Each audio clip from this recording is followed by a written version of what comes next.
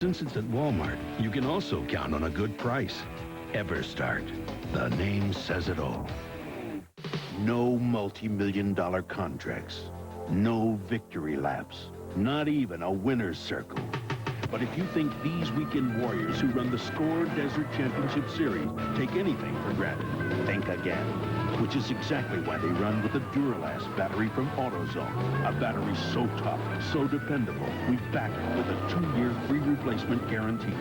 The next time you hit the road, don't settle for anything less.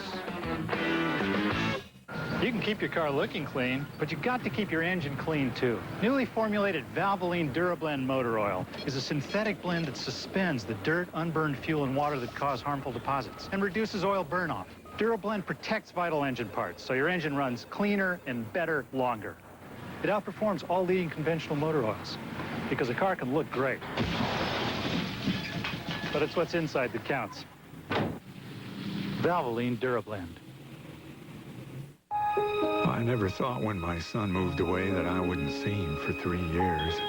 It's just a tractor for my grandson. But this trip I wasn't gonna miss. He's sleeping. This is for when he's older. My son had built his own life. Hey, Dad. He got a John Deere. Of course. But he still appreciates where he came from. The new LT-133 from John Deere. At under $2,000, it's possibly the best lawn tractor ever built. And it's the only one with a past as bright as its future. ESPN Speed World coverage of the Trans-South Financial 400 from Darlington is being brought to you by the more than 1,900 AutoZone stores across America. AutoZone, the best parts in auto parts. By Valvoline DuraBlend, the #1 selling semi-synthetic motor oil. And by John Deere, who invites you to see the new LT-133, the only lawn tractor with a past as bright as its future. And we have some bright sunshine here at Darlington today. We're getting close to the start of the engines and the green flag, but let's go pit side to Jerry Punch. It is an all Jack Roush front row. Mark Martin on the pole, and Mark's teammate Jeff Burton on the outside of row 1. Frankie Stoddard here trying to get Jeff all buckled in. Jeffrey, last time you were here in this car, you bumped and rubbed, but finished second to Jeff Gordon in September. Can you improve on that today? Well, we may have to bump and rub a little harder, I guess. That was a great run for us. We're looking to improve on it. Darlington's one of our favorite racetracks, and XI team needs a good, consistent finish, though, today. That's what we're shooting for. All right, Jeff Burton outside of row 1, looking for a possible good shot at maybe getting his first win here today. Let's go back upstairs. Getting set for the command to start engines here as the 43 drivers are in their cars getting set to go 293 laps around this 1.3-mile racetrack that make up the Trans-South Financial 400. There you see Terry Labonte. Gentlemen, with the most exciting words in the world of motorsports, our Grand Marshal, 4-time Super Bowl winner, Terry Bradshaw. All right. Let's have a great day. Gentlemen, start your engines.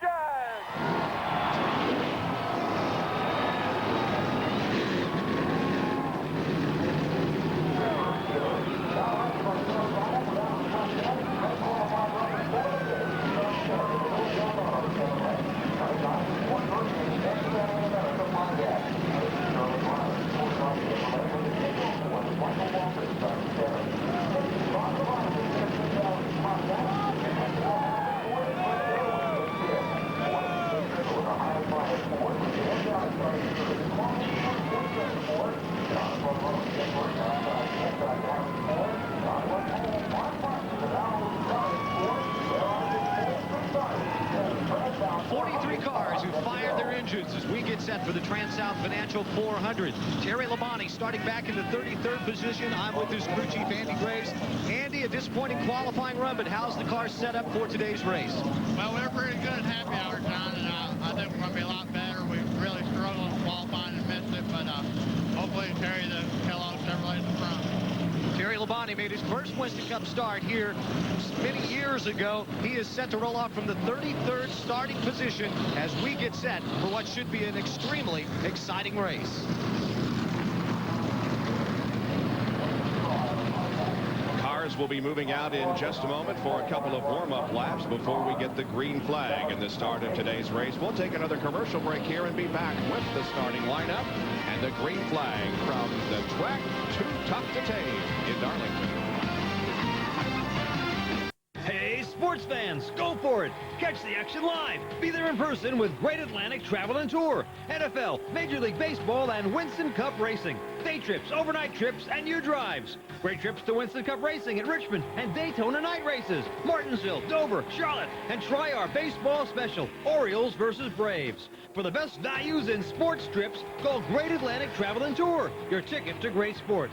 Call 422-9001. That's 422-9001.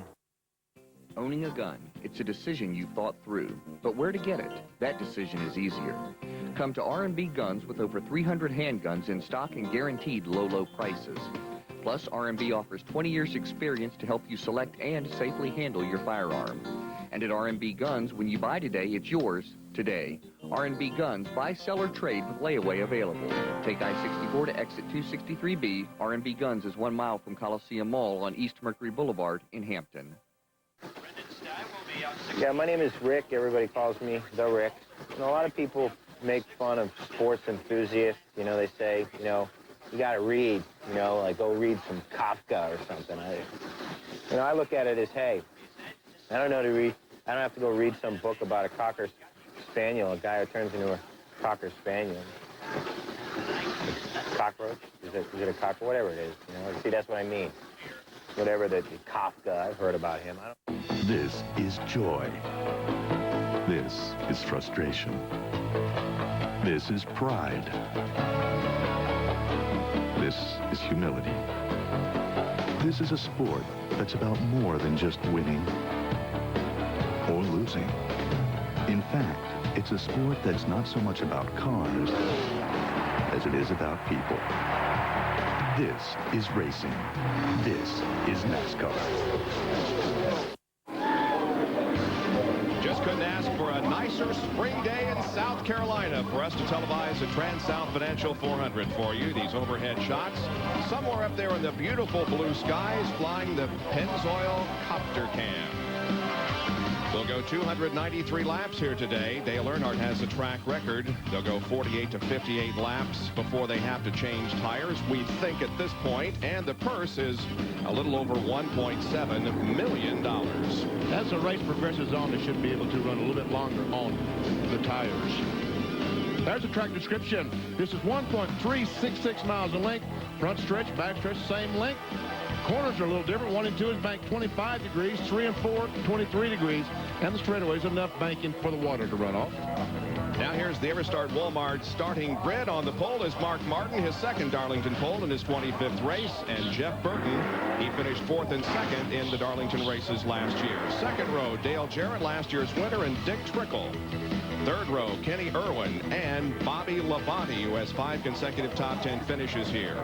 Starting 7th and 8th, Michael Waltrip and Sterling Marlin, who won this race in 1995. Back in the 5th row is Ward Burton and Kevin LePage. 6th row, Jeff Bodine and Greg Sachs. In the 7th row, David Green and Rusty Wallace. In row 8, Rick Mast, John Andretti. In row 9, Robert Presley, Ricky Rudd. In row 10, we find Mike Skinner and Ted Musgrave. In row 11 this afternoon, Johnny Benson and Brett Bodine. In row 12, Randy LaJoy, 7-4 Ricky Craven and Jeff Gordon. Row 13, Jerry Nadeau and Kenny Wallace. And in row 14, Dale Earnhardt and Joe Nemechek. Now, all drivers from here on back will be pitting on the backstretch. In row 15 is Chad Little and Bill Elliott. Row 16, Derek Cope and Ken Schrader. Row 17, Terry Labonte and Lake Speed. Row 18, Jimmy Spencer and Steve Grissom. Row 19 is Jeremy Mayfield and Bobby Hamilton. Row 20, Ernie Irvin and Kyle Petty. Row 21, Todd Bodine and Jeff Green, and Darrell Waltrip bringing up the rear.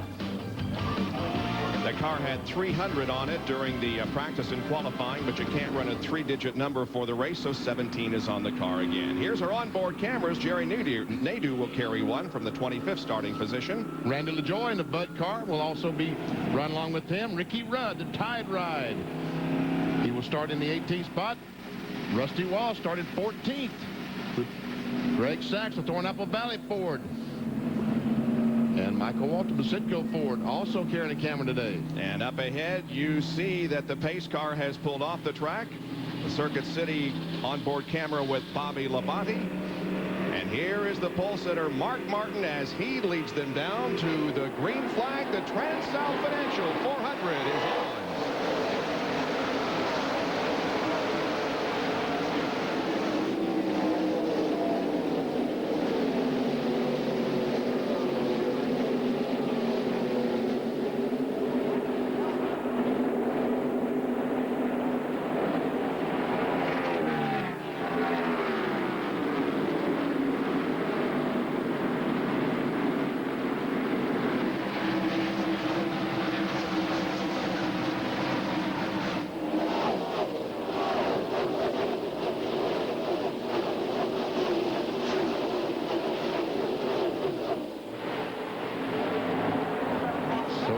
So good as Dale Jarrett closed it right on the back bumper of Mark Martin. The inside line got off to a better start than the outside line did. Jim Burton, who started on the outside pole, was kicked back to fourth. As Gary Bill moved in closer, and Burton now racing with the 28 car, Kenny Irwin.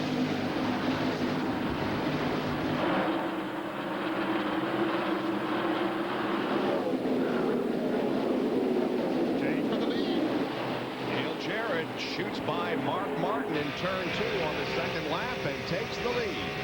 5 bonus points to any driver who leads the NASCAR Winston Cup race. And that's very important to every driver, is to try to do that as early as you can in a race. Mark Martin led the first lap. Here comes Dale Jarrett on corner number 4 and will lead lap number 2. And Jeff Burton taking a look, coming off 4 on the inside of Kenny Irwin. And Irwin is closing on the back bumper of Mark Martin. Kenny Irwin, the rookie who led the most laps in the Atlanta race a little less than 2 weeks ago.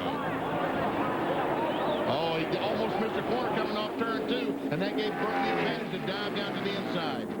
On NASCAR Today, we heard Kenny Irwin say that this is a learning experience for him. He's going to take it really easy, doesn't care about winning the race, just wants to finish with the car in one piece. Now, if you believe that, I Well, of course, that is the goal of every driver, is to finish the race in one piece, because you aren't going to win if you don't do that. But if it gets down near the end, and here's Mark Martin moving over, letting his teammate Jeff Burton just drive by on the outside. He saw Burton coming, knows that he has a fast race car, so he just moved over and let him go. Jeff may have gotten off to a bad start with a flag drop, but in the first 3 laps, he has started to come on now as Ward Burton and Bobby Labonte are side by side for 6th spot. A couple of Pontiacs racing right there. Ward Burton gets the position. That car in front of him is Dick Trickle, the Holly Myers Ford, running in 5th spot. Bobby Labonte coming off that win at Atlanta. Only 2 Pontiac wins here at Darlington, and the last time was way back in 1963. Wow. This is Bobby Labonte's car. Rusty Wallace right behind Sterling Marlin and David Green. Rusty dives to the inside, takes the spot away. He's going to try to get Sterling Marlin as well. This is the battle for 12th, but up front we have a battle for the lead as Jeff Burton goes around Dale Jarrett in turn 3. Got yourself a run coming off of turn 2. Got a nose up there. Jarrett back on and let him go without much of a fight. So just in the first 7 laps of this race, we've already had 3 different leaders. Looking up from Mark Martin's position in 3rd. He's staying right with them. This 4 Fords have pulled away a little bit. He's in a course also.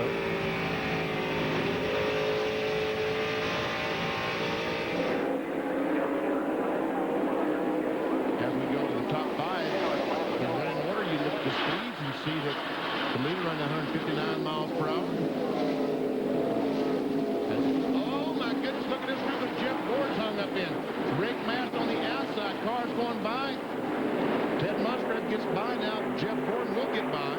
Here comes Kenny Wallace in car number 81. That makes the pass too.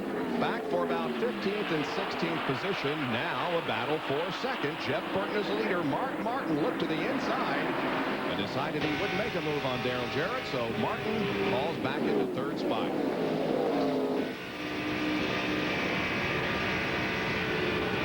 Look at that wall there to the left. There's hardly an inch that doesn't have a black mark on it. And boy, Mark Martin really gets a good run off of turn 2. Jarrett's car seems to be pushing a little bit coming off of that corner, and Mark really got a run coming off there. Let's see if he can do it coming off of here. Yes, he does. He moves up there. He's going to take a look. And he's up beside of him. He'll have the position going into turn 1. Indeed, Mark Martin going to second. Dale Jarrett back to third as Jeff Burton has about a 3/4 of a second lead on Martin.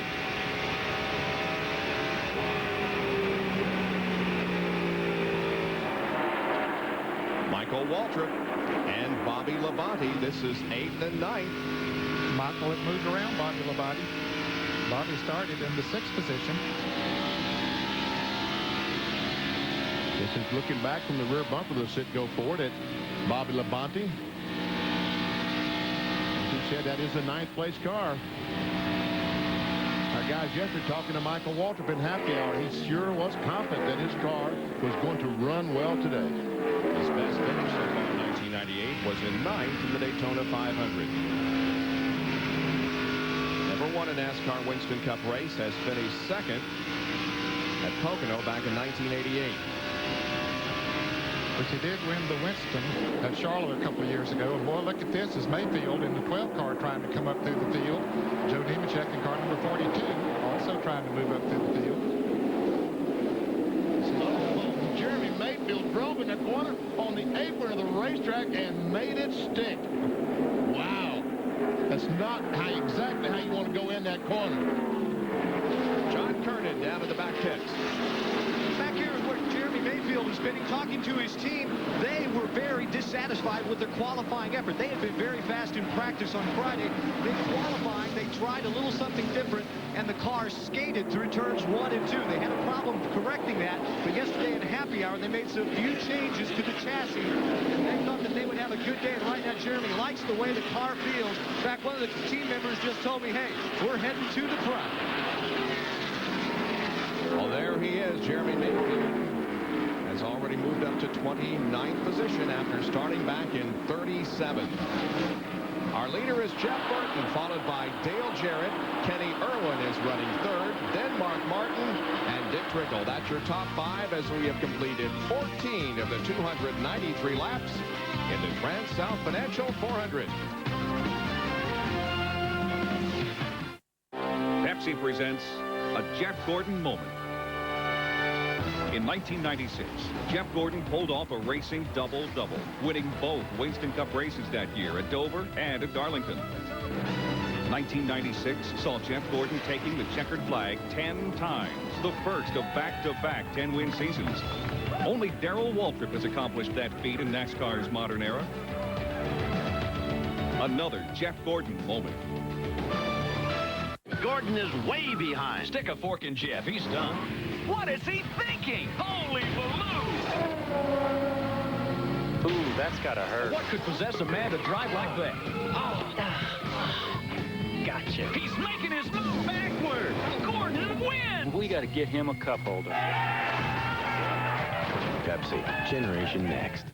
Introducing a whole new look for Pepsi. All new look, same great taste. Pepsi, generation next.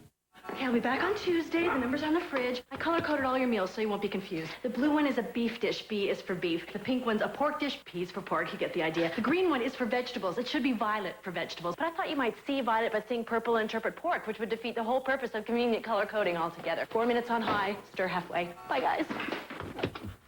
So what do you guys want for dinner, blue or pink? Did somebody say McDonald's? I hope Mom color-coded breakfast, too.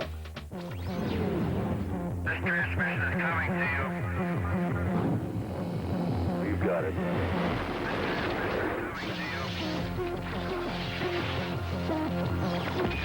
You want to go?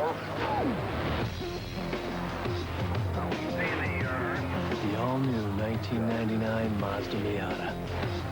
We see the earth now. You got it. It's waiting.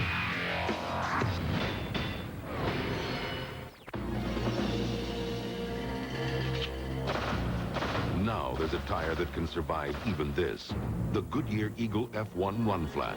Even with no air pressure, Goodyear Run Flat technology lets you drive up to 50 miles at 55 miles per hour to safety, so you won't get stuck with a flat. Serious technology, freedom from worry. Eagle F1 Run Flat. Serious freedom. Only from Goodyear. Goodyear, Goodyear. Jeff Burton leads here at the Trans-South Financial 400 after 19 laps. He has about a lead of 1 1/3 seconds or so. And so far in the first 4 races of 1998, the Fords at least have had a statistical advantage.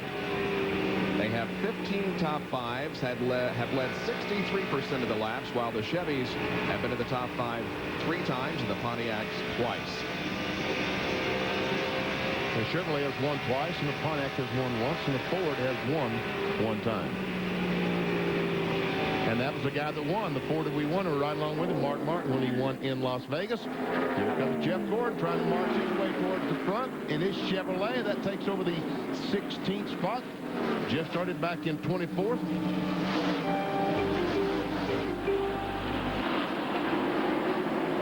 Jeff Gordon able to get around Ted Musgrave there in the 16 car and David Green. Average finish in this race is a lot worse than it is in the Southern 500, isn't it? He doesn't fare too well in this race, but boy, he does great in the fall. As a matter of fact, I think he's won about 3 Southern 500s in a row. As Kevin LePage in the 91 car has fallen back a few positions. Jeff has led or won 4 of the last 5 races here at Darlington. And David Green goes to the inside of Kevin LePage. Here comes Bill Elliott to do the same, and Elliott's already showing a donut on the car. Has gotten close to someone with that McDonald's Ford.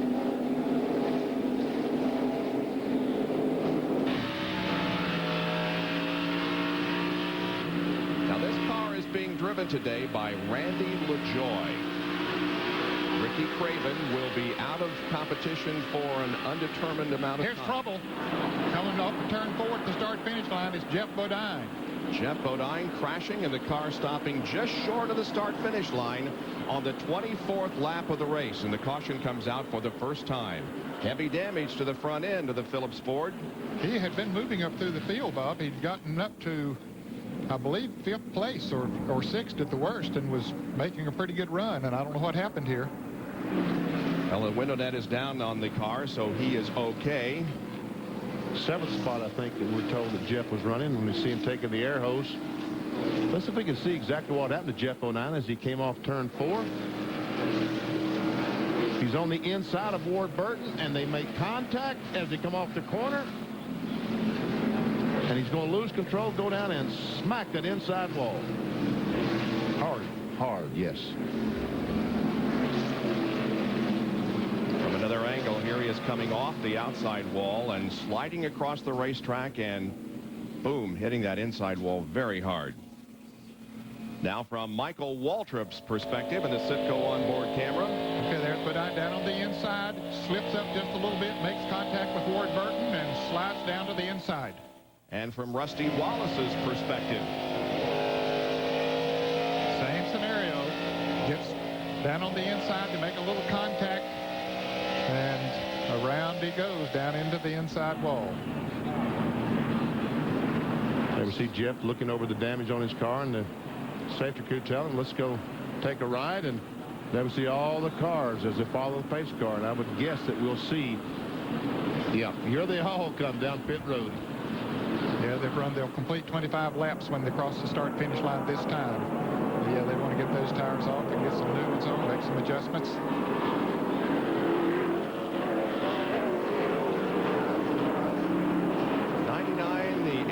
And the 2 will be in our triple split as the pit stops occur here. Rusty was running 8th. We'll see if he can make up some ground through the pit stop. Here he is, Bill Weber. Wallace swings around Ward Burton, pitted just to the first turn side of the start-finish line. This should be 4 tires, no adjustments, and just a little bit of fuel. Around to the left side they go on the 2. Here's Jerry.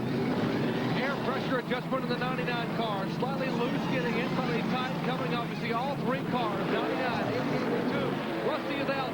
Sharon is out. DJ will be the first one to the end of pit road. Then Jeff Burton, and then Kenny Irwin. Then Michael Waltrip. Let's go to John Kernan. On the backstretch, Bill Elliott just now making it to his pit. It will be a 4-tire change. They're going to make a slight air pressure adjustment in the left rear tire. Bill has already made up about 14 spots in the first 25 laps of this race. He told the team that the car is excellent. But here's the problem. Pitting on the backstretch, he's going to lose a lot of those positions. Even though it's a pretty good pit stop for Elliott, he will win the race on the backstretch back here. But the guys who are pitting on the front stretch are passing him by. And we see Mike Skinner coming in the Lowe's Chevrolet. He will change drivers. Morgan Shepherd is scheduled to get in that car. They said that Skinner would run till the first caution. Well, it came fairly early in the race, so he'll get out of it and turn it over to Morgan Shepherd. Now, he stayed out on the racetrack and actually led a lap, I believe. We'll have to check the records on that. But the reason he stayed out there was to get back, be at the front of the pack so that he would be able to come in and change down to Bill.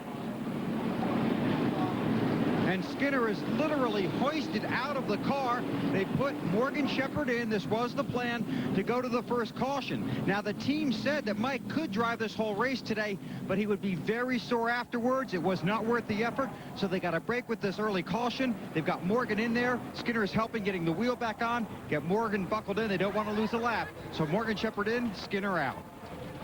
Mike, of course, was injured in an accident at Atlanta. He hasn't broken any bones, but he is very stiff and sore and has turned over the driving chores to Morgan Shepherd, and Morgan goes out onto the racetrack. He's now in command of that number 31 Lowe's Chevy. We'll take a break and be back with more from Darlington, South Carolina.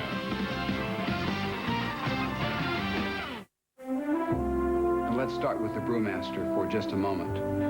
The brewmaster is the chef, and that is the key brewmaster role, to understand the blending of his or her ingredients.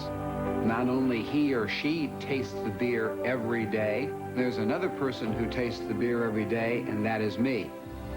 The ability to have hands-on brewmasters working with the finest ingredients gives you Budweiser.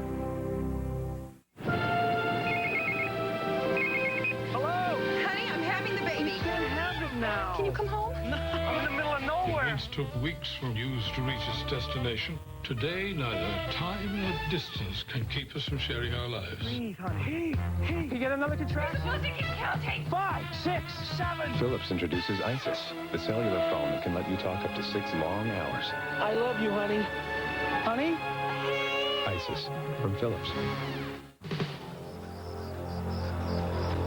While these two trucks appear to be exactly the same, there is, however, one measurable difference. The brand of brake pads. Performance friction carbon metallic. The power to stop the best. Ask for them at AutoZone. I thought every deodorant worked the same. Till I tried longer-lasting, high endurance. It has a 24-hour formula that evaporates less quickly. Nothing stronger at stopping odor longer. Try it, because this is more than the best deodorant. It's the high endurance of deodorants. You say you don't have time to fix that crack in your driveway?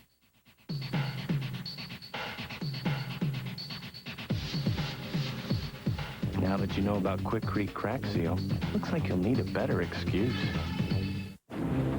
This year, thousands of people will visit places like Florida, Mexico, San Francisco, and the Bahamas. And who will take them there? Sea-Doo, the best-selling boat in the world. Right now, with the purchase of a new Sea-Doo watercraft or jet boat, you'll get free travel on Delta Airlines, or make no payments on your new Sea-Doo till September 98. It's ride-free, fly-free for a limited time at your participating Sea-Doo dealer. Still under caution at Darlington Raceway in South Carolina. Jeff Bodine accident. The 31 car just had a driver's change as Morgan Shepherd went in. Mike Skinner out. Here's Bill.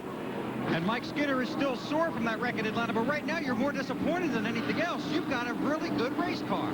I'll tell you, that Lowe's car is really running really good. I hate that we lost all that track position there switching drivers. And, man, Richard told me what had happened. He says, you'll get in that car and adrenaline will take over. All the pain will go away. You'll want to race that car. And he was right. I didn't want to get out at all. I know I could have went all day today, but, you know, Bristol's a grueling racetrack, and, you know, we're going to get a few extra days here to heal, and we know we got a good shoe in this 31 car, and maybe he can get Lowe's and Chevrolet a good finish today. I think Morgan will do us a good job. We both ran the same speed in practice yesterday, and, you know, he ran as fast as I did, and he's got more experience than I do, so I think he'll do us a real good job, and sure hated to get out of that darn thing. I ain't getting out next week. See ya. No more. John Kernan. Jeremy Mayfield had made up a bunch of spots after starting 37th in the race. However, he lost a few of those here on pit road because an air gun had jammed, and they had to use just the one gun. They couldn't bring another one across the wall, so he dropped some spots. Bill Elliott, on the other hand, 17.67 on his pit stop, and I was wrong. He didn't lose that many spots. Mayfield is back in 29th position, and Elliott now begins from 20th. Pass to the right only. Pass to the right only. Green comes out again, and we're back to racing.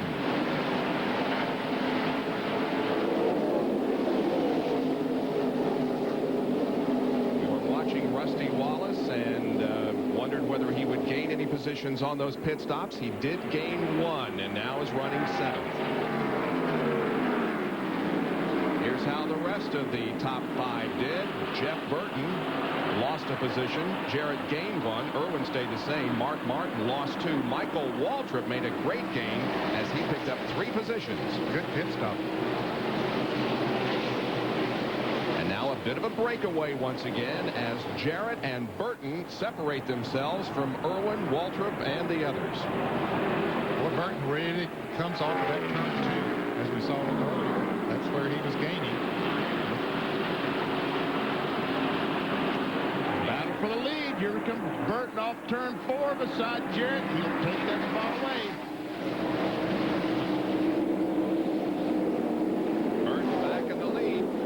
You saw Jeff Gordon there battling alongside Ward Burton, and Gordon has gone into 11th position. There are battles everywhere around this racetrack. As we take a look at that's Derek Cope on the inside of Steve Grissom off the corner. Contact. Both cars wiggle, but both cars continue on. Derek Cope is the other walking wounded. He also suffered injuries in a crash in Atlanta. Broke some ribs, as a matter of fact, but is in the car and says he thinks he can go all the way. See, Rusty Wallace been able to get by Mark Martin, take over the 6th spot. On board with Rusty Wallace in 6th. That's Dick Trickle right directly in front of him. And Bill Weber is standing by with Jeff Bodine.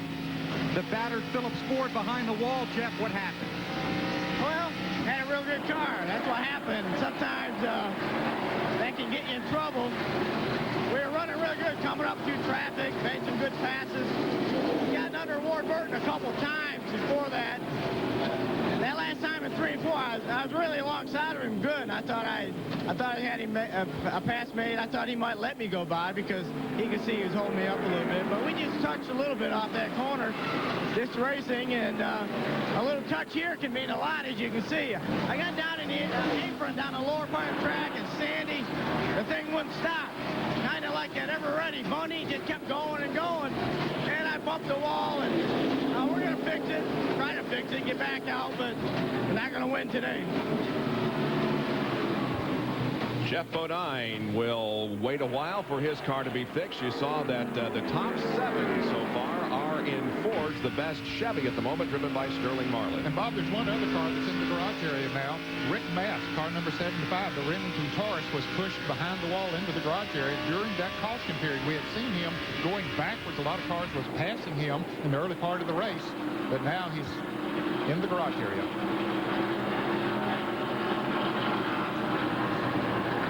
Rusty Wallace has moved up to 4th. Been able to get by Michael Waltrip. Continues working towards the front. Started in 14th. Currently in 4th spot. Roush Racing cars range from first Burton to Chad Little, who is running back in 27th spot, but 3 are in the top 10.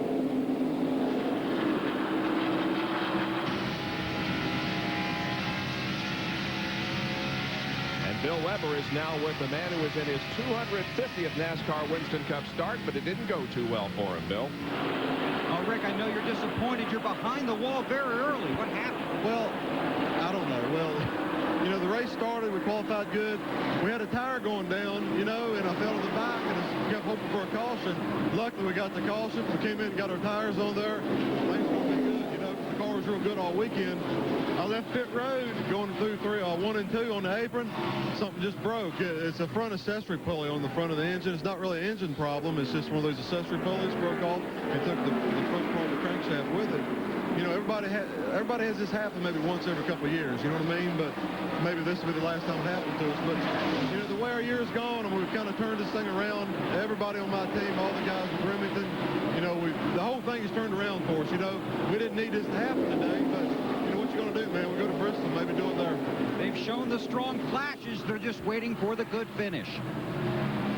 Rick Mast out of today's race has now Dick Trickle, Mark Martin, and Bobby Labonte lined up to the inside of Michael Waltrip.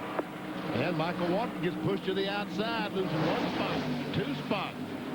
And looks like Bobby Labonte will fall in behind as Johnny Benson closes in right on the back of the 18 car of Bobby Labonte. Look at that car wiggle. Look at that 21 car. Looks like a little bit loose up in the corner. High hopes for the Wood brothers in the Citgo Ford today. See, that's really a problem at this racetrack. It's so difficult when the car up in front of this pack is a little bit slower. It's just it's a recipe for a crash. But this time, Michael, once at his 367 start, he's wise enough just to back off and let these guys go and not hold them up. And we see Mark Martin made a pass. Went around Dick Trickle. Howlick Bowers Taurus. Moves him in the 5th spot.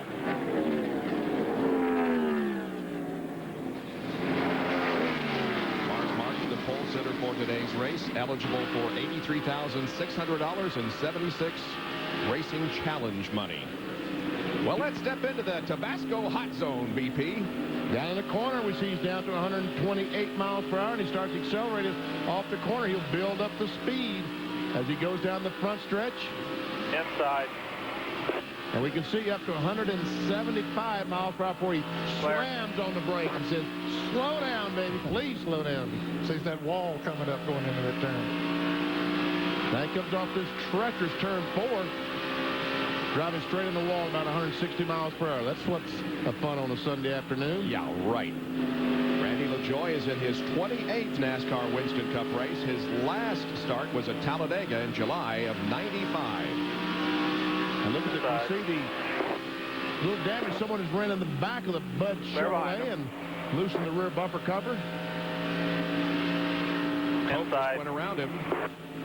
And someone is on the inside. See Steve Grissom there. See Jerry Nadeau, and there's a rear bumper cover that's flapping in the breeze. There's the Tabasco car driven by Todd Bodine. Well, when you talk about aerodynamics, and of course they did some wind tunnel testing and changed the rules regarding the rear spoiler, but when you have damage like that, the rear spoiler is really well behind you, is it? No, that's below. The rear bumper cover is below the rear spoiler, and the spoiler gets down, it goes across the roof of the car and comes back on, so that really does not hurt anything. You don't know nothing about a car, do you, Bob? That's why I have you sitting beside me, BP.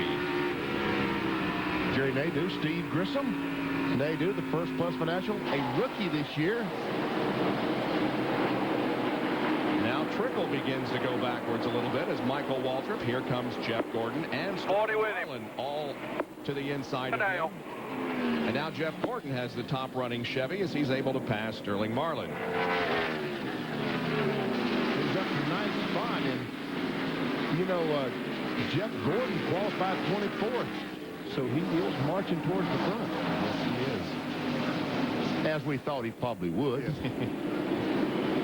See the Ward Burton on the inside, looking on the inside of Trickle. There comes Terry Labonte.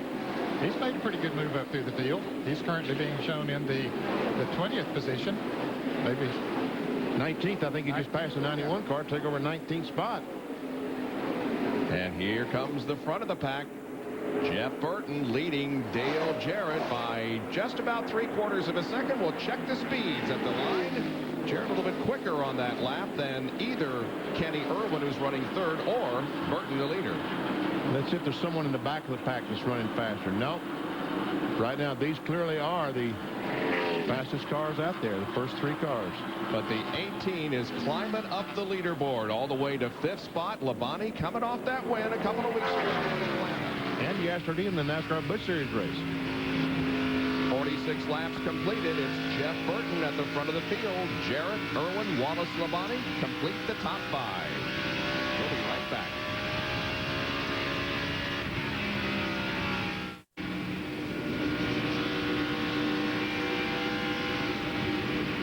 Admired cars you'll see are owned by the guys who know cars best. ASC certified master mechanics. And the #1 brand of motor oil they use in their own cars is Valvoline, makers of Durablend, the leading semi-synthetic for a cleaner engine due to better control of harmful deposits. So use the oil the guys who take care of your car use to take care of theirs. People who know use Valvoline. Take the wheel on the new Valvoline website. It's worth the ride.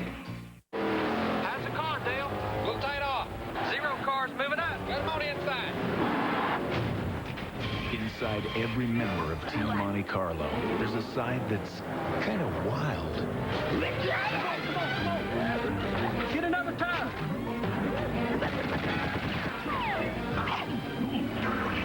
Team Monte Carlo. Animal. Pardon me. This year, they're hungrier than ever. Flowers are nice. How about a big box of chocolate? Uh-huh. Uh-huh. Quit. Dumper. Go fishing. At Pike Road, we don't do everything well. Fortunately, beer is something we do well. Thanks, and enjoy.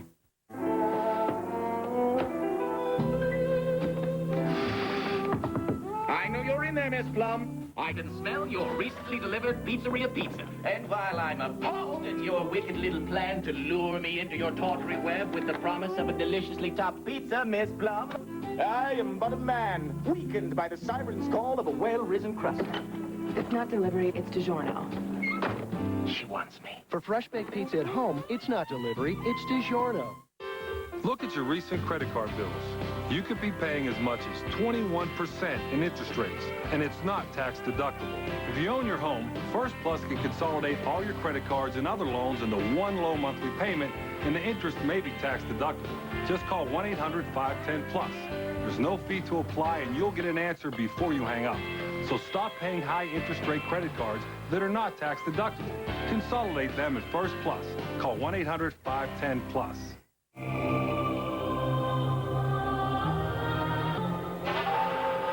What?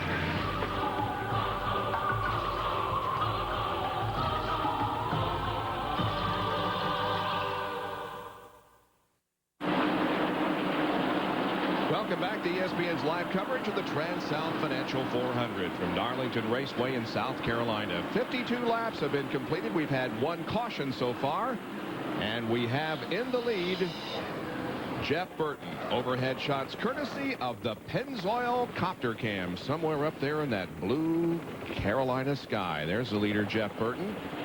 He's increased his lead just slightly over Dale Jarrett, now up to 0.8 of a second.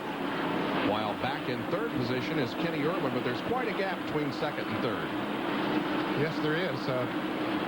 Kenny Irwin's about 3 1/3 second behind the leader. There you see the big gap between 2nd and 3rd. And there's another couple of seconds back to Rusty Wallace, who's currently running in 4th spot. There we see Rusty coming along. And then there's going to be a big gap back to the 5th place car.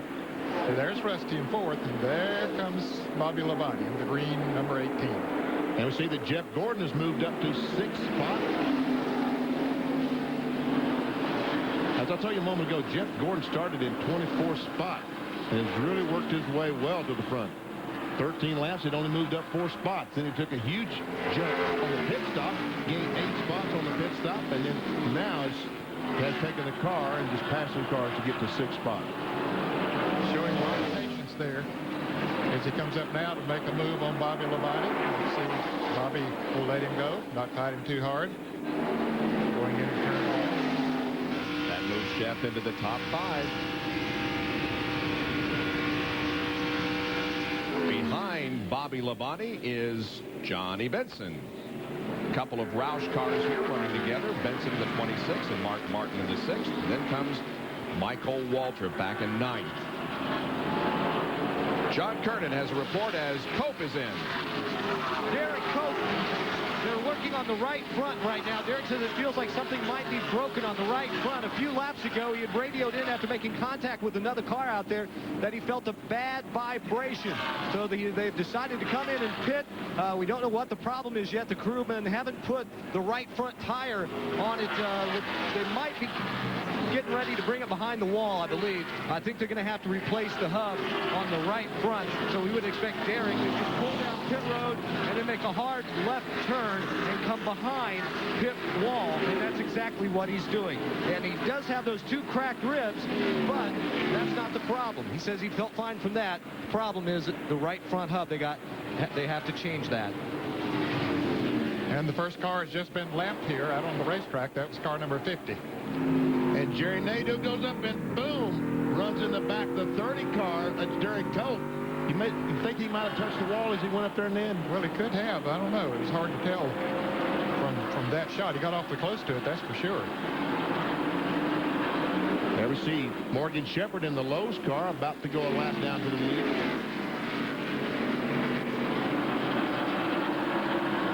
Jeff, he goes up the hill and Bird just turns left and drives under. Oh, it's so great to have a car like that. There's Irwin. Wallace. See how far the leaders have stretched it out. Wallace is 7.5 seconds behind. Jeff Gordon is almost 3 seconds behind. And there's Terry Labonte in car number 5. Back in 14th position. And he started in 33rd spot. Here's a First Plus Financial field summary showing you the points as of right now. And Rusty would have over a 100-point lead on Mayfield. Yeah, Jeremy's struggling a bit here in the early going. He's all the way back in 24th, as you will see in a moment. More lap traffic for the leaders. Jeff Green in the 29 car, and direct in front of him is Jimmy Spencer.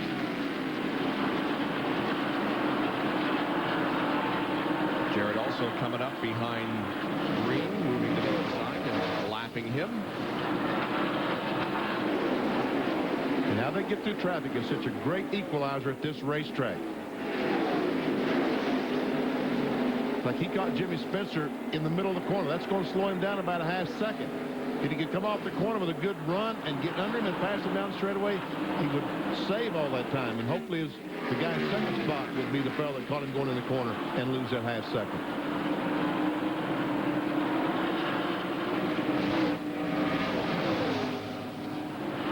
Spencer normally really runs good here at Darlington. He's starting not quite the way you'd like it today. John Curtin has a follow-up on the Derek Cope situation. Guys, you're not going to believe this, but the vibration that Derek was feeling, and they're changing the hub right now, it's a result because when he made contact with the Steve Grissom's car out there, he broke off 2 of the studs, so only 3 lug nuts were holding the wheel on. That's why he felt a bad vibration, and that's something, quite honestly, that's a new one for me. I've not seen that happen after cars make contact out there. Have you? No, that's a new one on me as well, John. But very smart on Derek Cope's part to bring that car in. As soon as he felt that vibration, he would have been hard into the wall before too long had he not. So they're going to put a new one on, and Cope will resume competition before too long. That team has run so good this year, and just had unusual things like this to happen. Boy, look at this crowd that the leaders are coming up on now. There's Ricky Rudd in the 10 car as he loses a couple of spots. Darrell Walter in 17. And we see Dale Jarrett with all this traffic is closed up right on the back bumper of Jeff Burton. And Rudd does go a lap down in 36th position. 35 cars remain on the lead lap. We saw the 31 car Morgan Shepherd get lapped a little bit ago. He has just now made a pit stop. Bill, what's wrong with Ricky Rudd? Well, Bob, we've been talking about that mechanical advantage. Well, sometimes you're at a disadvantage, and you go ahead and try and work on that, and you're at a further disadvantage. Ricky Rudd was tight. They made a track bar adjustment on his car. It's even tighter. They just put out the pit board. Ricky Rudd will be coming back to pit road. Pretty obvious that Rudd is not starting off the season nearly as well as he did in 1997. Joe Nemechek is on pit road for a tire change. These cars have only run about 40 laps since the last on the green flag. And we had hoped, we said it earlier, the pit window was somewhere between 48 and 50. They had hoped to run 50 laps, but there's we see Ricky Rudd coming down pit road. Jerry Putch has an update on the 90 car of Dick Trickle that's dropped back all the way to 25th. Bob, on lap 25, they made an air pressure adjustment, took some tape off the front grill of the car number 90. He was loose in and tied off. Apparently the car has gotten looser in and tighter coming off. In fact, Dick Trickle just told Tommy Baldwin a moment ago, the car is actually coming off the racetrack. He has lost 19 positions in the last 15 laps. Let's go up to Bill Weber. Ricky Rudd came in, got 4 tires, went right back out on the racetrack. Again, his car is very tight, unscheduled stop under green for the tied Ford. Bill Engel calling the shots for that team this week. Ken said Jim Long wasn't down there today, that Engel is the general manager of the team. He's taking over as crew chief this weekend in Long's absence. There is Darrell Waltrip in the 17 car, just about to go a lap down. Now the man on the move is Jeff Gordon. He is definitely gaining on the leaders. You know, a moment ago I said he was 12 seconds behind Bob. He's about 8.6 now. The AutoZone on-track interval will show you how the gap closed up. And we see Jeff Burton, the leader, on top, and Jeff Gordon in 31.9, 31.6 each and every lap. Jeff Gordon, and look back here at this 33.3 for the leader. That's when he ran in some heavy traffic and lost about 2 seconds to Jeff Gordon. Now Jeff's got to go through that same traffic in a little bit as soon as he catches up to them. The first 5 races at Darlington didn't have a win, didn't have a top 5, only 1 top 10, but in the last 5 races here at Darlington, wow, a whole different story. 4 wins, 5 top 5s, top 10s, and a marked improvement for Jeff Gordon here at Darlington. DW, we saw him, the leader coming up on him. Boy, he has been racing here. They're fighting for third right here. Kenny Irwin in the 28 car and Rusty Wallace in the 2 car. Got together there a little bit ago, Bob. Yeah, almost wrecked. They're battling for 3rd spot. And DW finally goes a lap down, Ned. Well, he fought hard there for about 4 or 5 laps and was able to keep Jeff Burton behind him. Now Dale Jarrett goes by. So Darrell Waltrip running 32nd. 32nd finish. 31 cars now on the lead lap. David Green right in front of the leader there is the last car on the lead lap. David Green had a great qualifying run in the Caterpillar Chevrolet. Just not able to sustain it as Jeff Burton dives to the inside. Goes by. Here comes Kenny Irwin and Rusty Wallace as they continue to contest the 3rd spot. This is about almost 6 seconds behind the leader. We saw Irwin start to wiggle off turn 2 a moment ago. Time the car's getting a little bit loose. He'd probably be smart, Denny, just to back off and let Rusty go and not press the issue too much. He knows he has a good, fast race car, but you don't take chances at this point of the race. Richard Labby took over as crew chief on Kenny Irwin's car before last week. Let's take a break as 72 laps have been completed here at Darlington. Jeff Burton, your leader.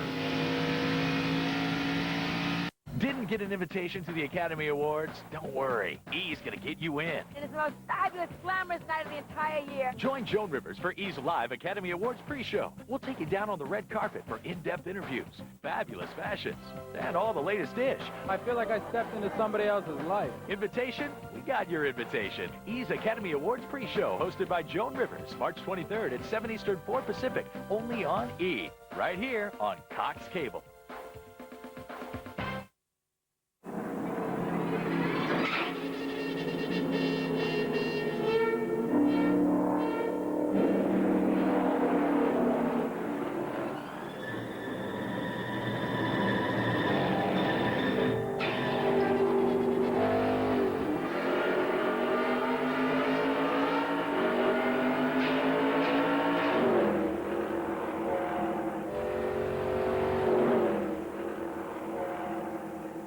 Now.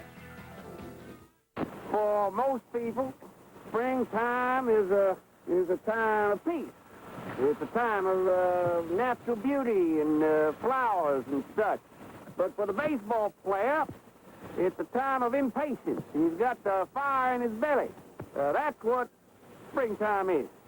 It's the quiet in the field before the war.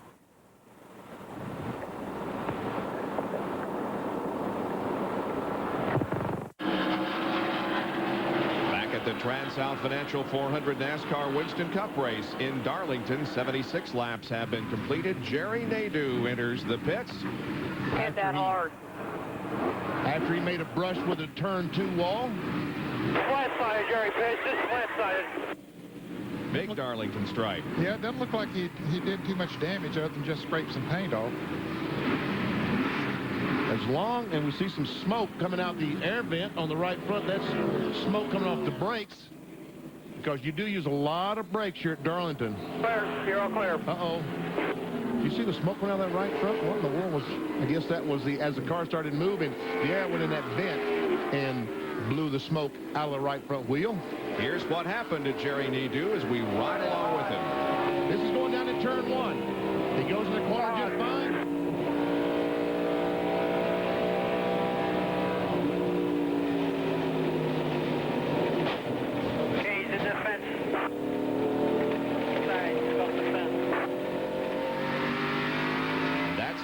Darlington stripe your car. I guess the 91 car is also, I don't know what happened to him.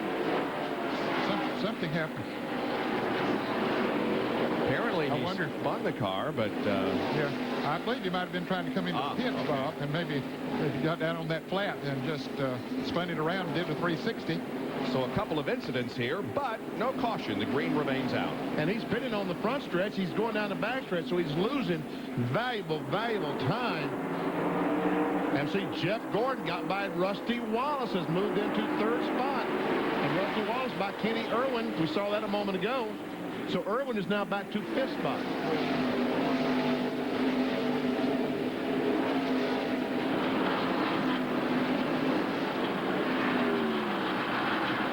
Top 5 finishes this year have resulted in Rusty Wallace being at the top of the point standing. Dick Trickle also passing by Kenny Irwin. But he has new tires on. Right. He made a pit stop a little bit ago, and boy, does that make a great difference. Greg Sachs coming into the pits now. Trickle is 2 laps down in 30th position. Go Ever. Well, Kevin LePage is on pit road. The pit board had been out for about 2 or 3 laps when he tried to make it to the pit. He's now making a green flag stop, taking a long time on the right rear tire. Make a huge track bar adjustment in the right rear of the car. Now they'll come around and put on 2 more tires on the left side. A great qualifying run for this unsponsored Chevy, but disappointment here in the early laps for the Trans-South 400. Kevin LePage heads back out.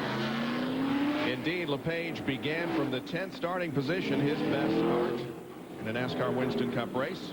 So Greg Sachs leaving pit road. There he is. The Thornapple Valley car. This is Kel Yarborough's car. Bill is from nearby Timminsville, South Carolina.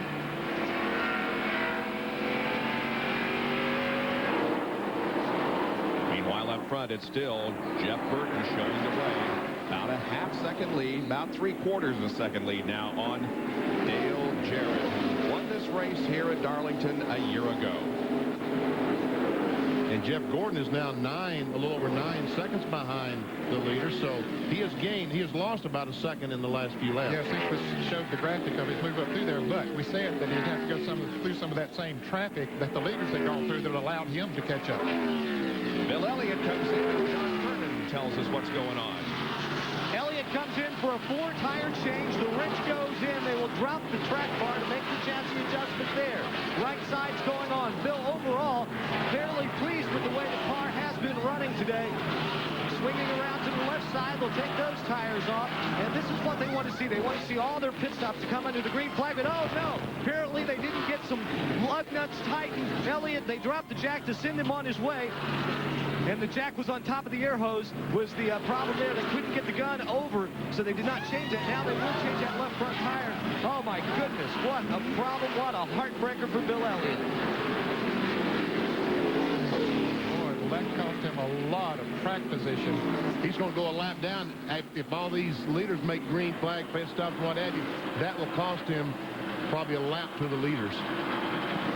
Tough break for Bill Elliott, who has won 5 times at this racetrack, twice in this race, and 3 times he has checkered the Southern 500. His most recent win in this race was back in 1992. Dale Earnhardt comes in for a pit stop. This would be a scheduled stop. All of these are scheduled stops now. You see that air hose there? The blue air hose on Dale Earnhardt's car?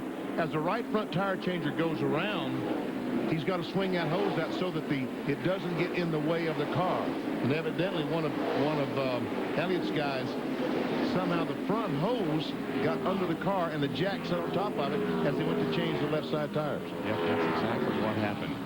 Sterling Marlin brings his car in.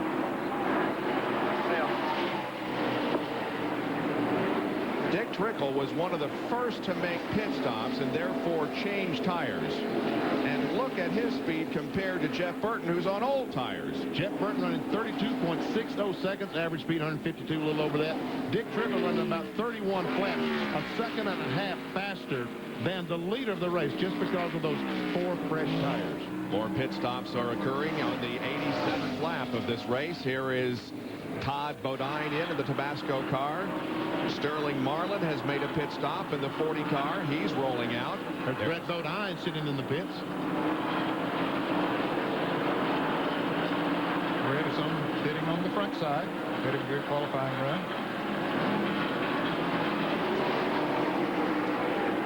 It's like Ted Musgrave is slowing up, dropping down off the banking and coming in.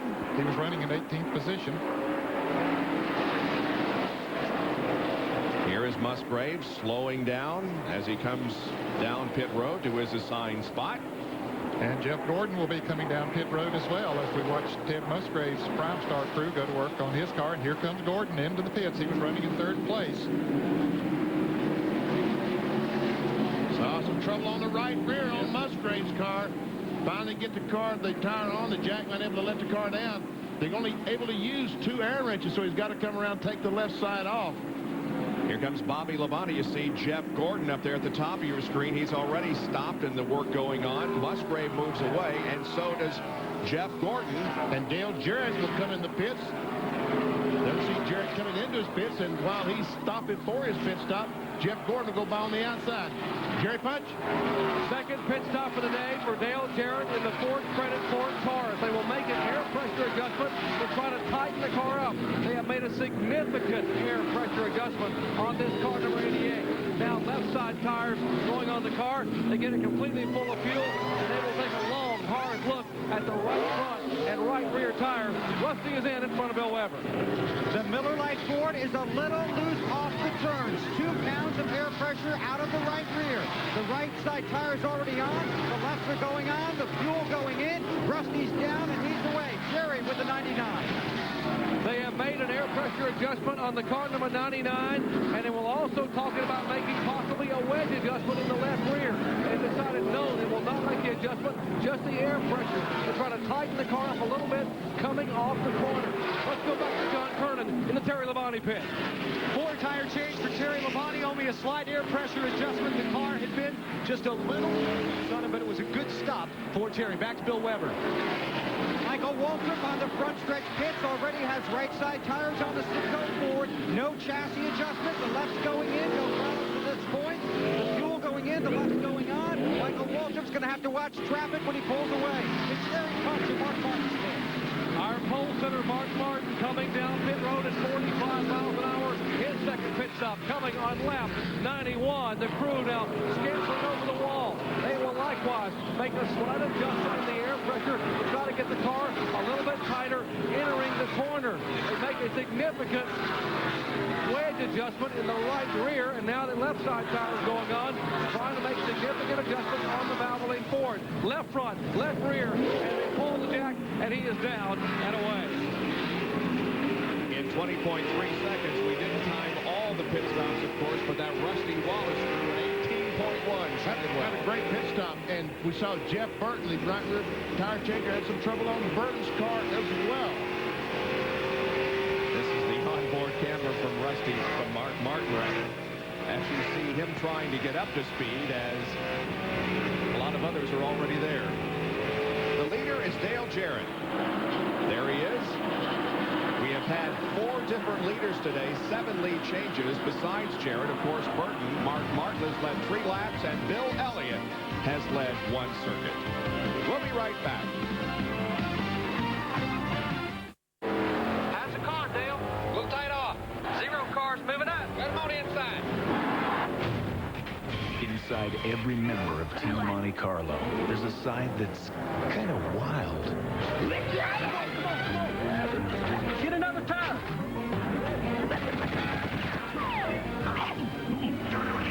Team Monte Carlo. Animal. Pardon me. This year, they're hungrier than ever. You can keep your car looking clean, but you got to keep your engine clean, too. Newly formulated Valvoline DuraBlend motor oil is a synthetic blend that suspends the dirt, unburned fuel, and water that cause harmful deposits and reduces oil burn-off. DuraBlend protects vital engine parts, so your engine runs cleaner and better longer. It outperforms all leading conventional motor oils because a car can look great. But it's what's inside that counts. Valvoline DuraBlend.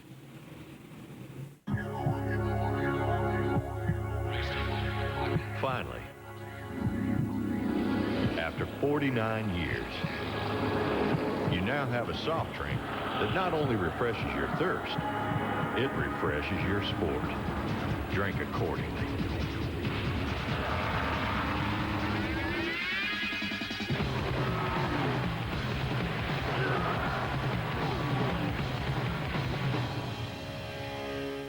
If you had 99 cents, what would you buy?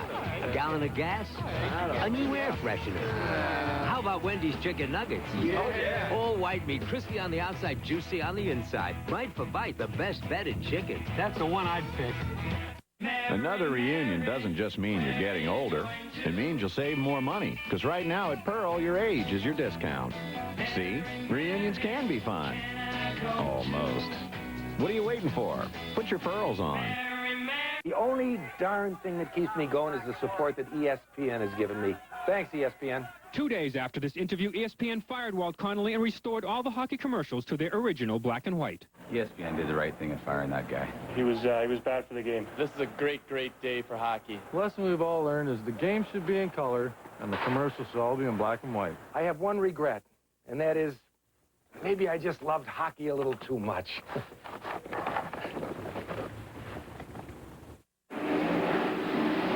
Jenkins, Benny Parsons, Ned Jarrett, John Kernan, Bill Weber, and Dr. Jerry Punch greet you from Darlington, South Carolina. Again, 98 laps into this race. The story of the race so far has been those 2 cars right there.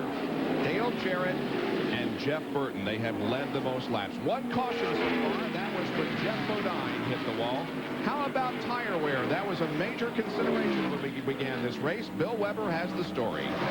So far, so good. These are the tires that came off Rusty Wallace's car on that last pit stop. These numbers show exactly what Rusty said. The car's a little loose. These numbers up here on top, all across these tires, show the tire wear is almost excellent after 64 laps. It's an old right side tire, but it's a new left side tire that Goodyear brought here with an extra 1/32 of an inch of tread and also more resistant to tire wear in the compound. Here's Jerry Punch. As Burton takes the lead, let me show you why they are so pleased here in the 99 pit. Everyone's concerned about tire wear. Well, they are praising Goodyear here right now. This is the right rear tire that ran almost 70 laps on the car number 99. I should say 70 very hard laps.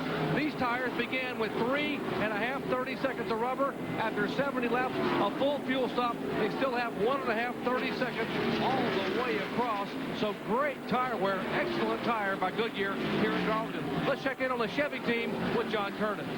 And we're seeing the same type of numbers back here on Terry Labonte's tires. You look across these tires, still plenty of rubber tread left on these tires, and they've gone, 64 laps. So it looks really, really good. Now, I want to show you this right here. That's not because of a problem with the tires. Whenever Terry was coming in, Ernie Irvin was exiting his pit. Terry had to lock the brakes up, but of course the tire's hot. It scrapes that rubber away. See a little bit of the cord right there. But that was a result of because Terry had to slam on the brakes really hard. Wanted to show it to you because it's a pretty cool video. I liked it. Yeah. Terry Labonte probably didn't like it too good, but there we see Jeff Gordon. He currently is running in third spot. He is the leading General Motors car. The first two cars is the new Ford Taurus. In fact, the same three cars that were battling at the end of the Southern 500 here last year. Gordon won his million.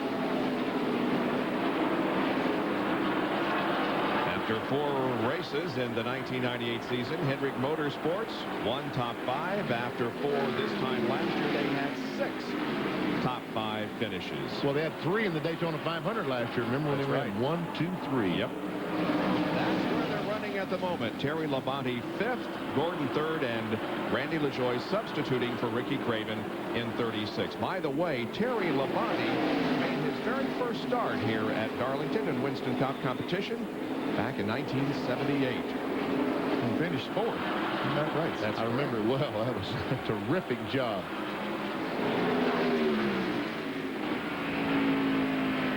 We're on board now with Greg Sachs, and look at Jeff Gordon pull away. As we see Greg Sachs come up and try to challenge Brett Bodine to go by. And that'll be 4th position. They are running 25th and 26th. 1 lap down. Sachs takes a spot away. And right behind him, David Green also passes Brett Bodine.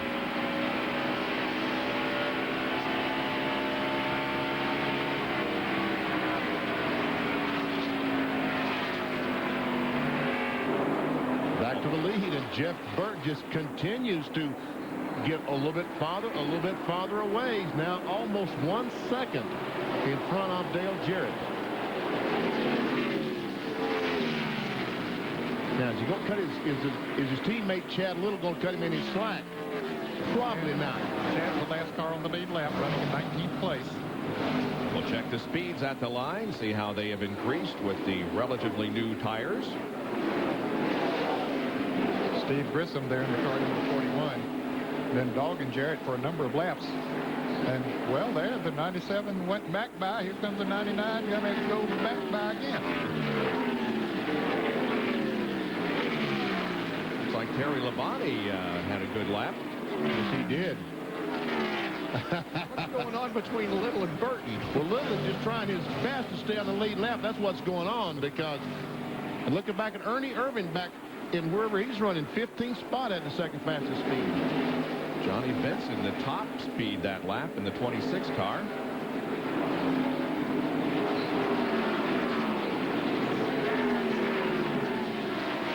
Look at that, 153 miles per hour that time for Jeff Burton, because he was racing with the 97 car trying to get by him. Probably cost him a good half a second. And that time Jeff Gordon clearly faster than both those cars, because he was in clean racetrack and those first 2 cars were in traffic. Now Burton back up to almost 160. There's Jeff Gordon, who comes in second fast at the moment. He's picked up about a second and a half on the leader since they made their pit stop.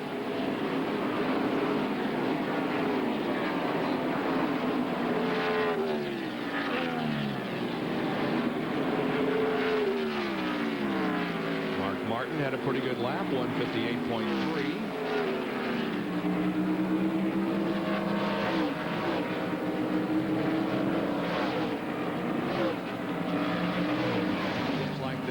Burton maybe encountered some traffic because he was about 3 miles an hour slower that lap than Dale Jarrett.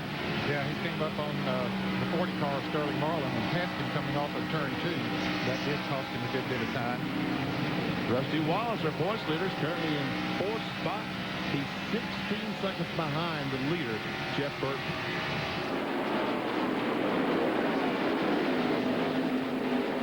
New tires do make a difference, don't they? Yeah, before he made his pit stop, we saw he was running 32.60 seconds, a little over 152 miles per hour. After the pit stop, 4 new tires, he was running 30.85 seconds, 1 3/4 seconds faster.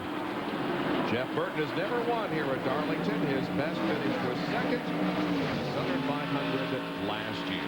We'll be right back.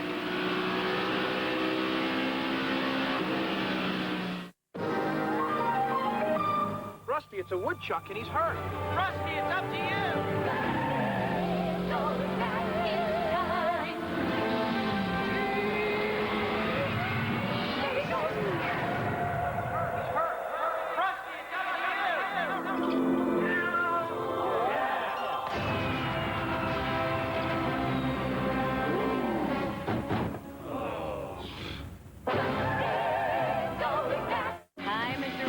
extreme man jumping out of planes and flown around. You got a minute to call your mom, let her know you're okay, or is that too much to ask?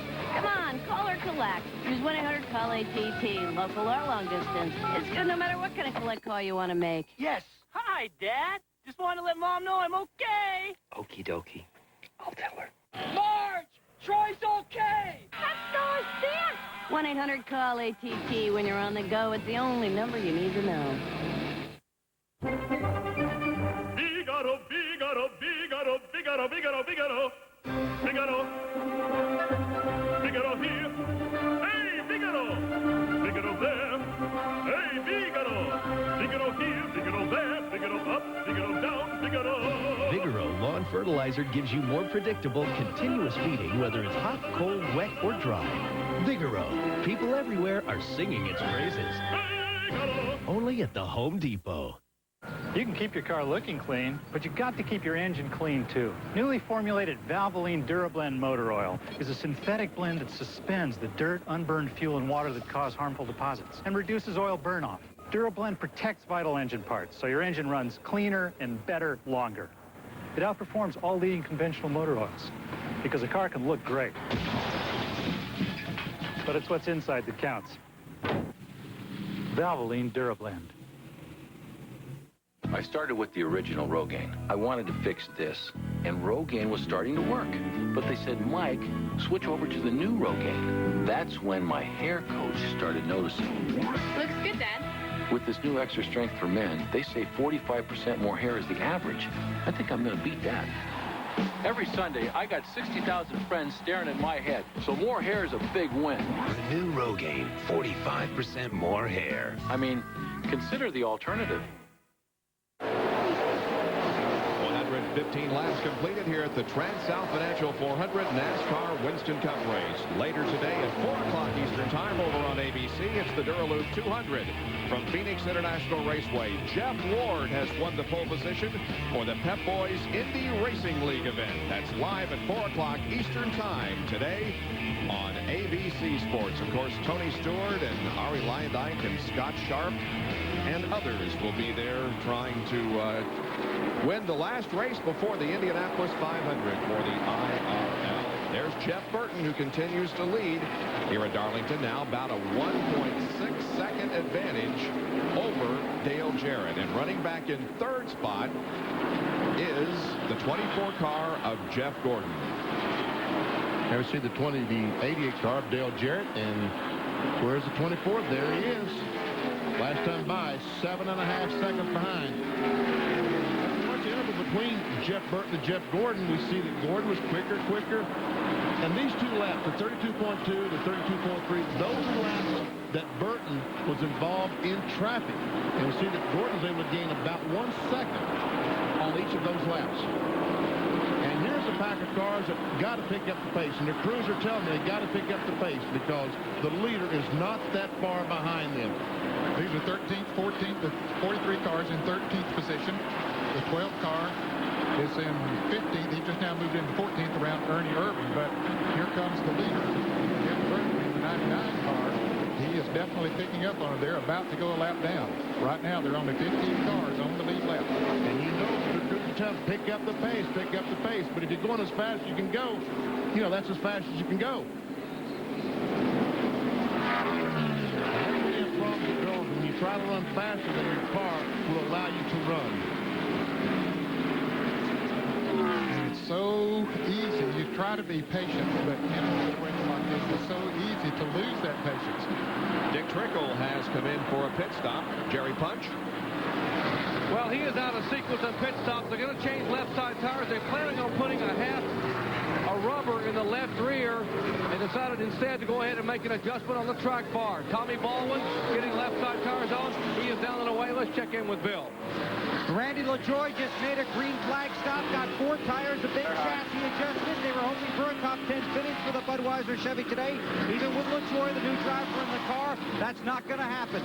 As for Jeff Gordon, he continues to march forward on the track and get great stops on pit road. That's how they won $1 million here last August. His pit times are remarkable. 17.79 on the first one, and then the green flag stop on a unofficially 16.29. Oh, yeah, he's good on the track, but he's a little loose in the middle of the turn, so he's probably going to get better. Wow, salute to the Rainbow Warriors for some great pit stops. And here's some guys on new tires. Randy LaJoy there, and he's going to blow by all these guys. It just came out a few laps ago, and look how easy it is. Boy, that race car feels so good right now when you're able just to pull up there and drive right by people that sometimes have been passed you early. Ricky Rudd also made a pit stop, by the way, as we go back into the Tabasco hot zone for some telemetry from Randy LaJoy. He sees down to 126 as he tries to get by Johnny Benson. Accelerated 70 mile per hour. He'll slow going in this corner. And this corner is faster, obviously, than the other corner. You can see that it's about 20 miles per hour, about 15 miles per hour faster than 3 and 4. Got a car on the wall. Ernie Irvin got up and Darlington striped his Skittles Pontiac. Take a look at the right rear. I brushed the ball. M4. I'll look at it when you come by. You're clear all around. Damage there on the right. See the rear bumper covered? Yep. Flapping in the breeze. He's still in 15th position. As he comes off the corner there, we see the damage on the right rear. It's like all sheet metal. That's the leader behind you. It's all sheet metal. Inside. Ernie That's goes 99, clear all around. Feel all right? Here's what happened. As I said, these guys trying to pick up the pace a moment ago and go a little bit faster than the car. And look as he goes to the corner. It gets loose. Dirt tracking in the corner. Yo, and the wall kept him from spinning out, Ned. It did. I think he did a great job of saving that car and not spinning out. Keeps going. He is a lap down now, but he's still in 15th position. Wow. There's Dale Jarrett right behind him. Ford quality here. Inside. Clear after that 88.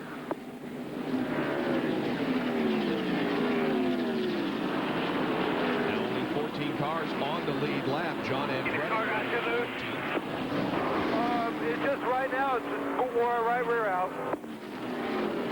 So he's boarding the right rear out. Four, we'll take a round out of the right rear.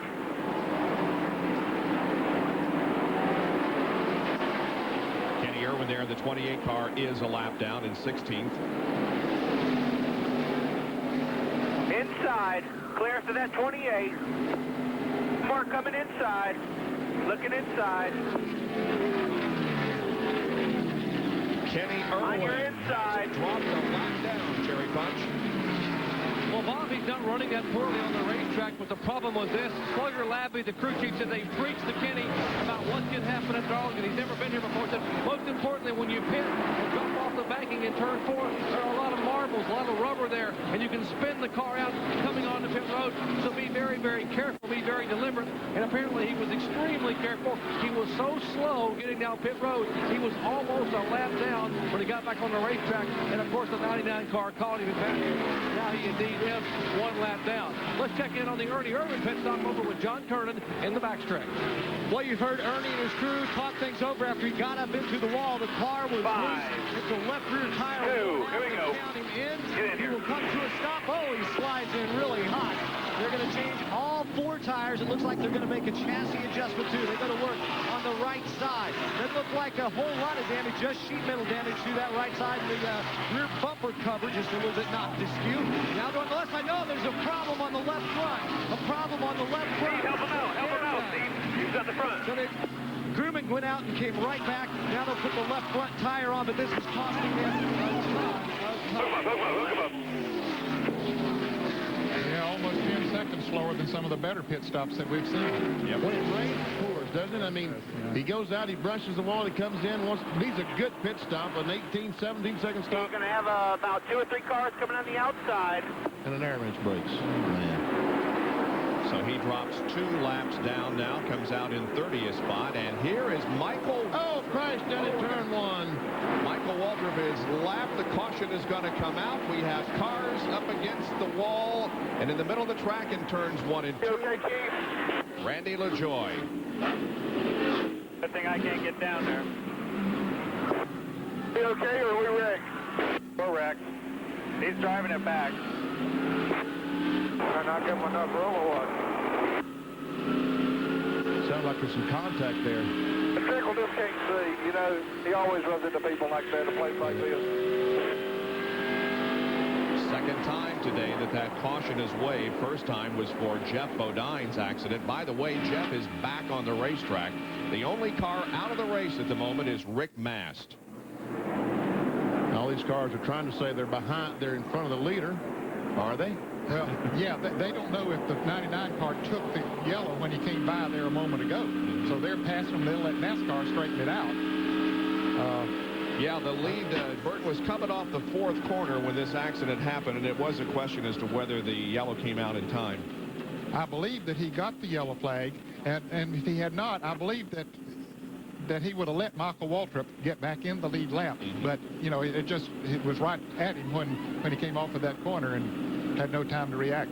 Here's our replay of what happened from the Pennzoil copter cam.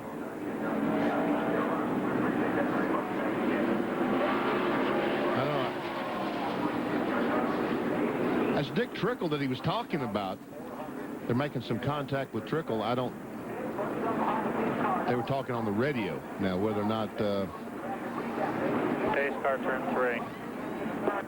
Well, damage on the right side of the Bud Chevrolet. Really doesn't look that bad, does it? No, it doesn't. That's very good. Let's don't lose that lap gear. 700, second gear, Randy. Let's try it again. Up here, these three cars, as they come in the corner, the joy goes up. It's hard to tell. It's so hard to tell.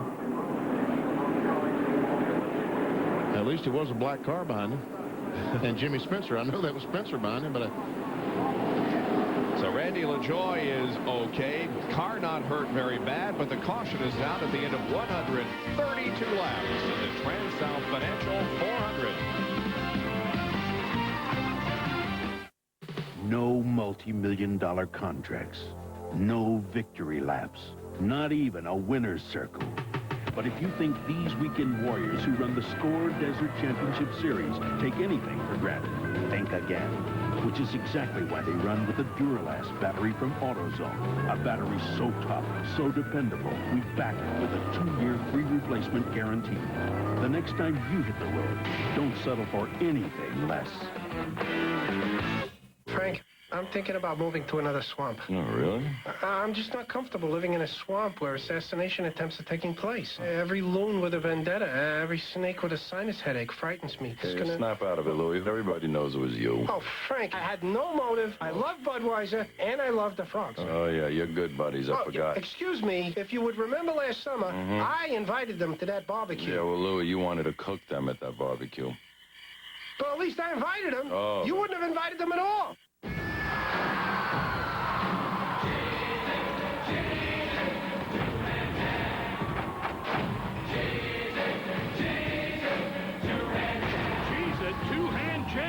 Grab a handful of real cheese taste and the chance to win an arcade basketball game or one of over 6,000 other great prizes. Just look for these limited edition packages.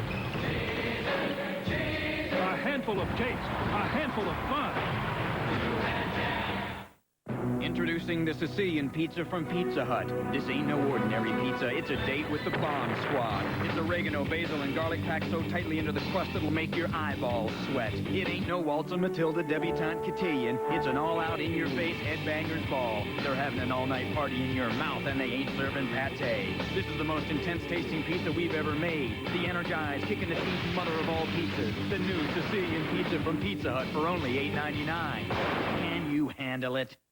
How sure can you be? Let's find out. I want to talk to you about your pits. Yeah, your pits. Come over here. Let me introduce you to Sure Ultra Dry. You can feel it dry on my hand where we put it. Now, I want to pit your left underarm against your right underarm. I need you to put the Sure under your right. Sure Ultra Dry keeps you drier than any solid, spray, roll-on, or gel. We're talking drier. This is another brand. I want you to try to your left arm. Which side do you think is going to be drier? Actually, my right. To the sure side. And drier is great because we're athletically busy. Let's work it out. You'll be drier. We're sure. Eagle Man, I want to talk to you about your pits. Back at Darlington there on the far right of your screen, you see the cars that are pitting on the backstretch entering the pits back there. We're on board with a pace car looking back on Chad Little. So pit stops have occurred here on the front straightaway, and some positions were gained by some drivers. Well, Jeff Gordon, I think, is going to pick up a spot. We see Rusty Wallace, the points leader. Dale Jarrett, Jeff Burke coming down pit road. We see Lloyd Gordon right up the very top of the screen. There he is. Right sides are on, left side's coming around for the left sides. We go back to the triple fifths. The right side's going on the 2, the 88, the 99. All the other cars on the lead lap coming in. Jeff Gordon's crew is finished with his pit stop. He takes off. Watch as he comes down pit road. The other guys, the 3 leaders, still changing the tires. Mark makes a pit stop. Bobby Labonte, he's going to work on his car. Dale Jarrett comes out of the pits. Jeff Burton comes out of the pits, but it's Jarrett, Gordon, Burton, and then Rusty Wallace. Gordon picks up 1 spot there on that good pit stop again by his Rainbow Warriors. We're nearing the halfway point of this race, and we're under caution because of an incident up in turn number 2 involving Randy LaJoie. Back in a moment.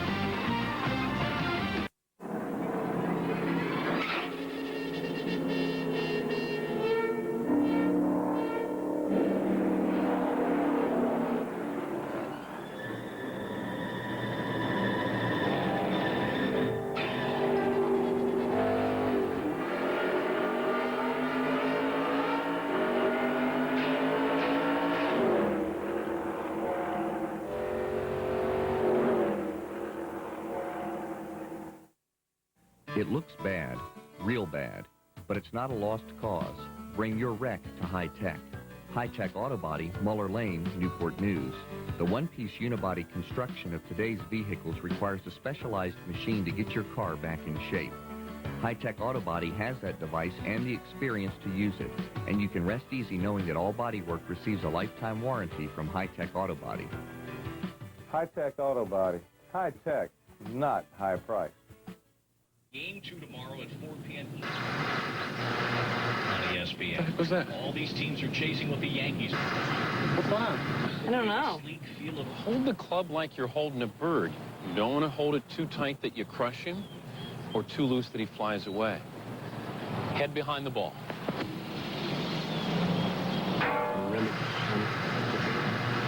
You're getting so good at that. Head down. That is nice. Got him. Race still under caution here at Darlington. Second time today that the caution has waived. Right behind the pace car, Ernie Irvin in the 36. And then right behind him, Jeff Bodine, who's 94 laps behind. And then comes the leader, Dale Jarrett. And we'll take this opportunity while there's no racing on the track for an ESPN Track Fact.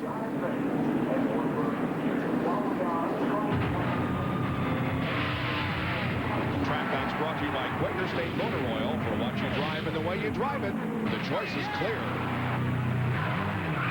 The ignition box. It's certainly one of the most recognized terms in NASCAR Winston Cup racing. Often during an event, you'll see a car that's running extremely well suddenly slow down on the track for no apparent reason. The first thought, an ignition box problem. Well, here is an ignition box pairing, 2 of them sitting right in the center of this car, in the coolest possible place in the car. Remember, cooler is better.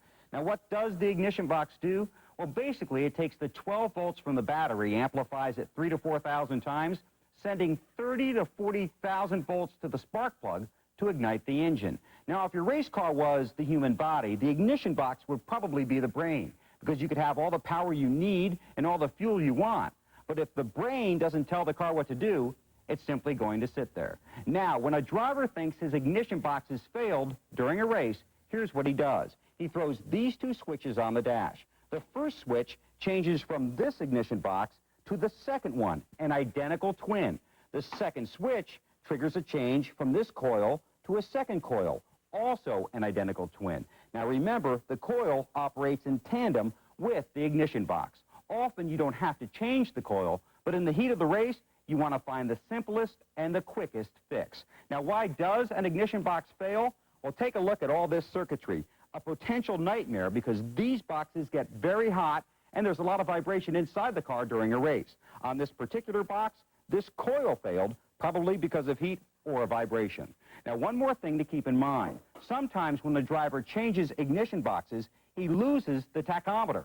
So he has to be extremely careful about his speed when entering and exiting pit road. Very good, Bill. What do you think, BP? I think I'm going to give him an A for that. What do you think, Yes, man? sir, he did it right on. Very good job. Jeff Bodine's car is stopped down here on the straightaway, missing the front end of the car, which was torn off when he crashed here on the main straightaway early in the race. I would guess that NASCAR's asked him to go the back of the field. This is a very tough racetrack. Darlington is very narrow, and he's 94 laps down, 95 laps down, so it really doesn't make any sense to get up there hustling with those people, and the SC starts moving and pulls up. Bill Weber has an update on Johnny Benson. Well, Benson is having another strong run. It's an old story now. They missed Daytona, but they've been pretty darn good ever since, and he's having a good run here today. According to my unscientific, sometimes unreliable map, he had another great pit stop and actually picked up 2 spots here on pit road. Steve Neal told me that Cheerios Ford was a little tight early. They took a little wedge out. Now the car's running extremely well. That's a good Ford. But Gordon is a very good Chevrolet. He just had another good stop. They took 1 round of bite out of the right side. Gordon's pit stop would have been even faster, but because he was so far ahead of Dale Earnhardt on the track when they came on the pit road, Gordon's pit stop was over. He had to wait because Earnhardt was directly in front of him, so he waited while Earnhardt went by, then darted out of the pits. He had a good stop that could have been great, but he used his head. Backstretch to John Kearney.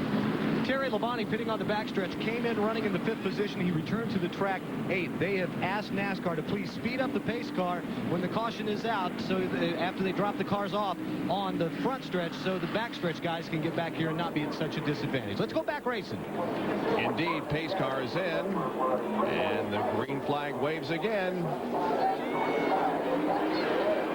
Cars on the left side of your screen in the lead lap. Cars on the right side of your screen a lap down. That's Ernie Irvin, and he now is 2 laps down. Ben, remember, he made that green flag pit stop, had a problem on his pit stop, so he is now 2 laps down. He's being shown in 26th position.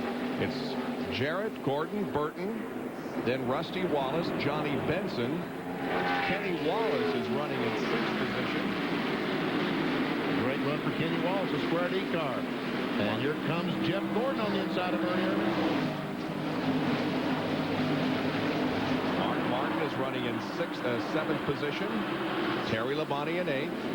Then John Andretti 9th, and Ward Burton. They complete the top 10, 13 cars on the lead lap. Those other 3 are Dale Earnhardt in 11th, Bobby Labonte in 12th, and Jeremy Mayfield in 13th. And Mayfield has gained some spots here in the last few minutes. He got back on the lead lap. Well, remember, after their last green flag pit stop, he came up, Dale Jarrett was leading at that time, he came up and passed him, and then stayed out in front of the leaders, and when that caution came out, that worked to his advantage.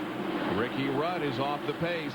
That tied Chevy, Ford I should say, is not up to speed. You're watching a First Plus Financial Field Summary showing you the points as of right now. There is Jeremy Mayfield in that Mobil 1 Ford. Right behind Bobby Labonte and Dale Earnhardt. Battle for second spot. Jeff Burton, the X-Side batteries. Ford Taurus goes by Jeff Gordon, taking that second spot away. Look at the manufacturers' battle as of right now. Ford and Chevy are tied. How about that? And the rookie points, well, Irwin continues, of course, to be on top, and Nadeau and LePage are tied. That's where they're running at the moment. Of course, Steve Park is recuperating from those injuries suffered at Atlanta. Wishing him the best and a speedy recovery. Here comes Rusty Wallace diving to the inside of Jeff Gordon. He'll take over the 3rd spot. So Gordon has lost 2 spots here since the green flag dropped. And if Johnny Benson has any say in this, he may lose another one. Benson, here he comes. And boy, look at this mess. There's Earnhardt right in the middle of it behind Bobby Labonte and Jeremy Mayfield.